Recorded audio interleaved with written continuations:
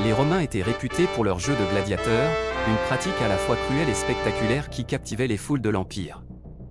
Dans ces arènes, les combattants se livraient à des affrontements brutaux, où la vie et la mort étaient en jeu à chaque instant.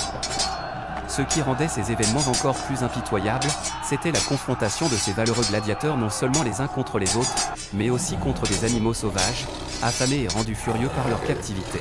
Imaginez l'ambiance électrique qui régnait dans l'arène alors que des lions rugissants, des tigres féroces, et même des éléphants en colère étaient libérés pour se battre contre ces hommes courageux. Le public, assoiffé de sensations fortes, ne savait jamais quel serait le dénouement de ces combats sanglants.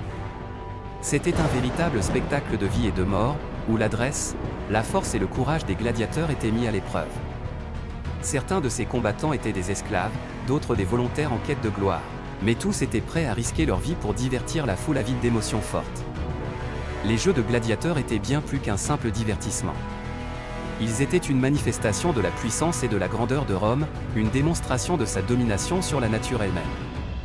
Pour les spectateurs, c'était une occasion de se perdre dans un monde de violence contrôlée, un exutoire pour les tensions de la vie quotidienne.